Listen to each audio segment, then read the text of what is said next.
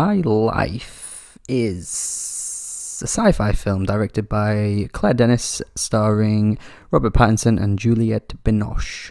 This is a little strange indie film which is about this group of criminals who are all on this spaceship. And Juliette Binoche is this doctor who's attempting to create a child through artificial insemination. However, there are rules here. The guinea pigs, I guess you could call them, the criminals basically, cannot have sexual intercourse with each other. And the story itself is structured in a bit of an odd way, like we see Robert Pattinson with his child in the future and no one else is on this ship. And it kind of bounces back into the past where this doctor is attempting to, create this child. Now, I do think this film is actually pretty good, even though that description is probably very strange to you, but I think it's a pretty unique film for what it is. I do think generally the pacing is rather slow, though. Definitely feels a bit sluggish at points. I'm kind of wondering, when it's going to end, or if I'm really that invested in the story as a whole. And, I am, but that is only because a few scenes that do make it really worthwhile.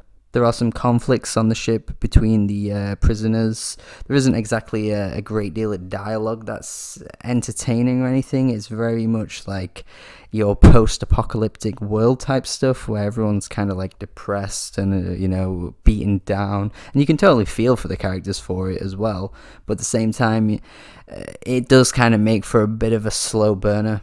I guess basically what I'm trying to say here is that it's not a particularly eventful film, but there are a few scenes that are quite shocking and do kind of amp things up a little bit in a really, really like terrifying way.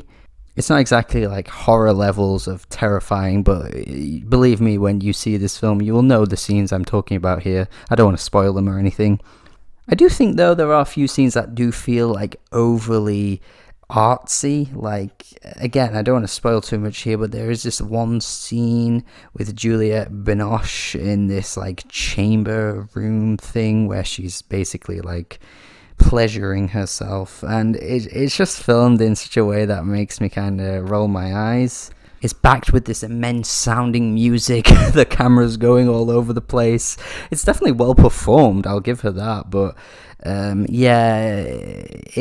was a bit random.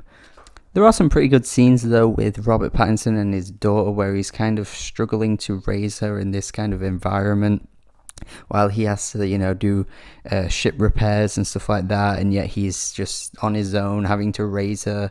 It does show the difficulty of what he's got to do. They definitely could have explored it in a bit more of an interesting way, though, because there's this one scene where he's like getting really annoyed, and he basically like tells her like, you've got to stop crying, like I can't do this if you keep crying, and then she just stops crying. It just kind of felt like, really? Would she just do that? Come on. But yeah, other than that, I think it's a pretty good film. I mean, I don't think there are many elements to this film that make it great. The performances are good. I'll give the performances that, but they're not exactly mind-blowing or anything. Like, I've definitely seen Robert Pattinson perform better than this. He's kind of stiff throughout, I'll say.